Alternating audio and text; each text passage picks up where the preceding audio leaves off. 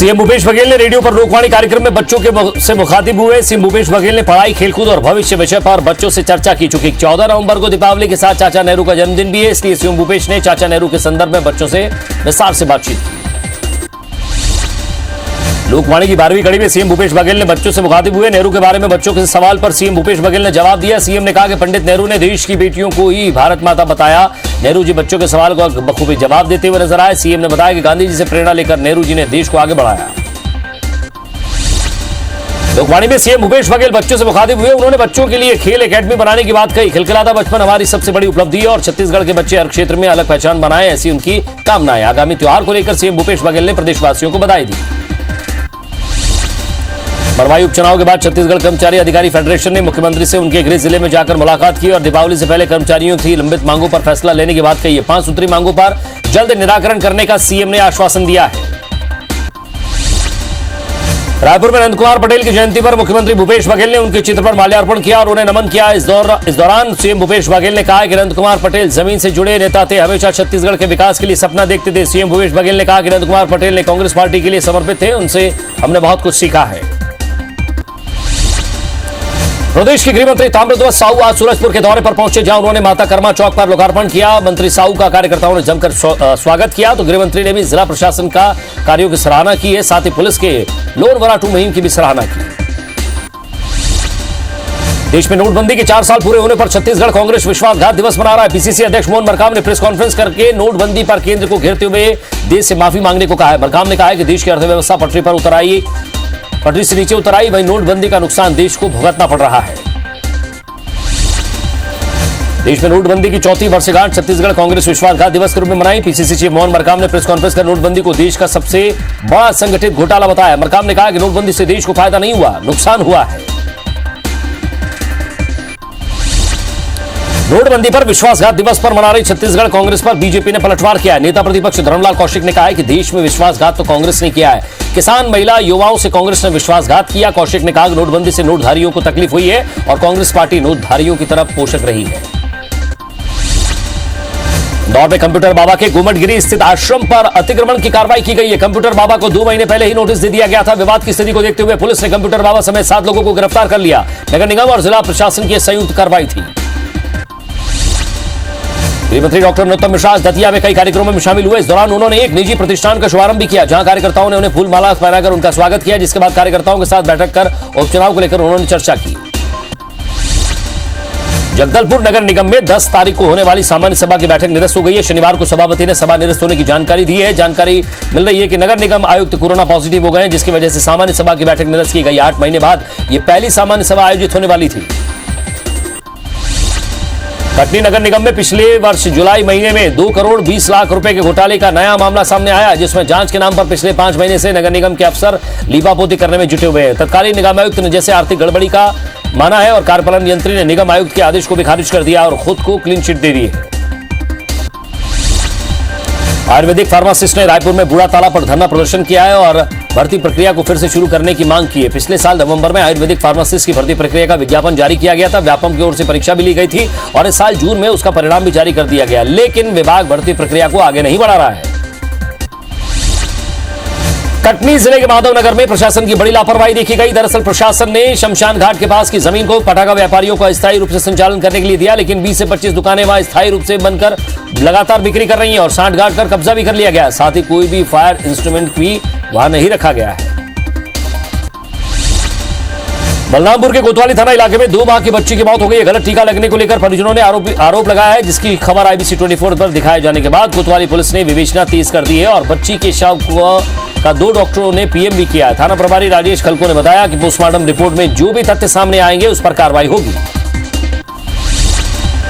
निवाड़ी के सेतपुरा में बोरवेल के गड्ढे में फंसे मासूम प्रहलाद को नहीं बचाया जा सका है। 90 घंटे तक चले रेस्क्यू ऑपरेशन के बाद उसे बाहर निकलने प्रहलाद को मृत घोषित कर दिया। प्रहलाद बुधवार सुबह 9 बजे बोरवेल में गिरा था। तो सेतपुरा गांव में 90 घंटे तक चले रेस्क्यू के बाद मासूम प्रहलाद को नहीं बचाया जा सका। इस पर सीएम शिवराज ने ट्वीट कर दुख जताया। सरकार ने प्रहलाद के परिजन को 5 लाख रुपए का मुआवजा और उनके खेत पर एक नया बोरवेल बनाने की घोषणा की है।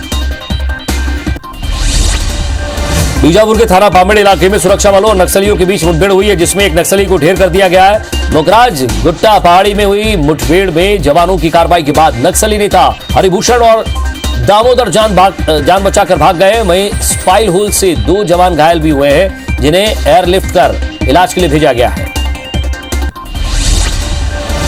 बुरहानपुर में वन विभाग पर हुए हमले में घायल वन कर्मियों की निमाड़ रेंज के डीआईजी ने मुलाकात की है। वहीं इस घटना को लेकर निर्दलीय विधायक ठाकुर सुरेंद्र सिंह शेरा ने नक्सल मूवमेंट की आशंका भी जताई है। कहा है कि मामले में वन मंत्री को बताया गया है और जंगलों में अतिरिक्त फोर्स की भी मांग की गई है।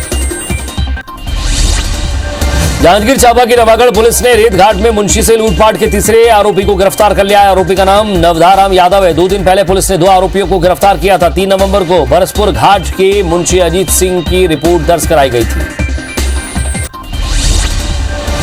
धार के मनावर में डकैतों ने आईसीआईसीआई बैंक के 3 कर्मचारियों को बंधक बनाकर चाकू से घायल कर दिया है। घायलों को शासकीय अस्पताल में भर्ती कराया गया। डकैतों ने बैंक कर्मचारियों से 4 से 5 हजार रुपए नगद व सोने की अंगूठी लूटकर फरार हो गए थे। घटना की सूचना पर थाना प्रभारी पुलिस बल मौके के साथ पहुंचा। पुलिस बैंक में लगे सीसीटीवी कैमरे के आधार पर तलाश कर रही है। कटनी के सुकुन चौक में चोरी करते हुए आरोपी सीसीटीवी में कैद हुए हैं। श्री ट्रांसपोर्टर्स के संचालक मोटी मिश्रा ने बताया कि उन्हें इसकी सूचना सुबह मिली थी। सीसीटीवी के फुटेज देखकर सभी अज्ञात चोरों के खिलाफ कोतवाली पुलिस ने एफआईआर दर्ज कराई है। साथ ही ट्रांसपोर्टर संचालक ने बताया कि ट्रक से करीबन 50,000 रुपए तक सामान चोरी हुआ है।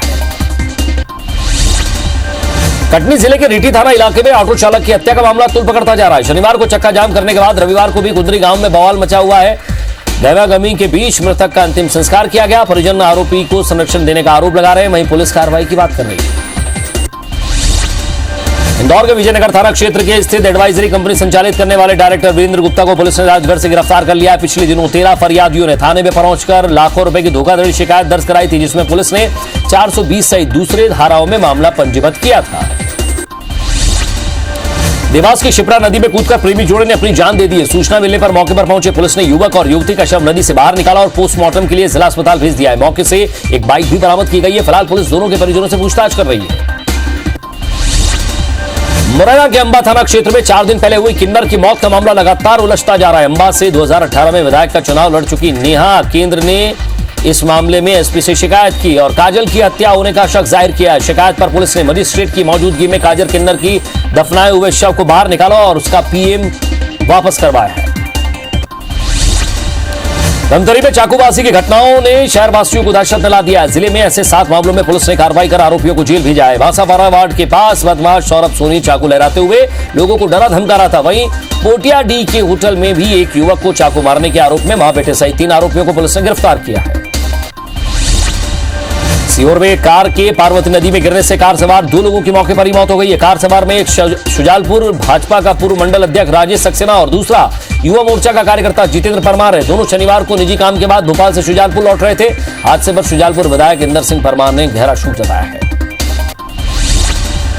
धमतरी में एक तेज रफ्तार कार ने महिला को टक्कर मार दी है और कार अनियंत्रित होकर पेड़ से टकरा गई। हादसे में पैदल जा रही महिला और कार में सवार एक महिला की मौत हो गई।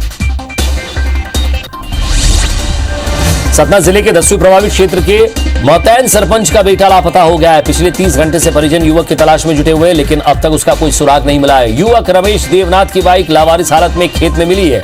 युवक का अपहरण की पुलिस आशंका जता रही है। छत्तीसगढ़ विधानसभा के प्रथम प्रोटेम स्पीकर रहे राजा महेंद्र बहादुर सिंह की 13वीं कार्यक्रम में प्रदेश कांग्रेस के अध्यक्ष मोहन मरकाम, विधायक धनेन्द्र साहू शामिल हुए। आपको बता दें कि 27 अक्टूबर को 95 वर्ष की उम्र में राजा महेंद्र बहादुर सिंह का रायपुर के एक निजी अस्पताल में उपचार के दौरान निधन हो गया था।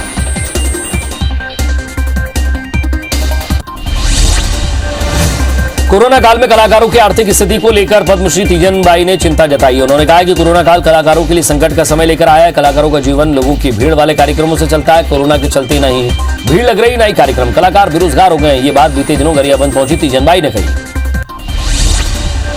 बड़वानी के बीजासन गांव में आज एक तेंदुआ पिंजरे में कैद हो गया है, जिसके बाद तेंदुए ने पिंजरे को क्षतिग्रस्त कर दिया। उसके बाद तेंदुए को दूसरे पिंजरे में ट्रांसफर किया गया है। वन विभाग के अधिकारियों के अनुसार पिंजरे में कैद हुए तेंदुए की उम्र 5 से 6 वर्ष है और ये नर तेंदुआ है। क्षेत्र में एक और तेंदुए की बात कही जा रही है।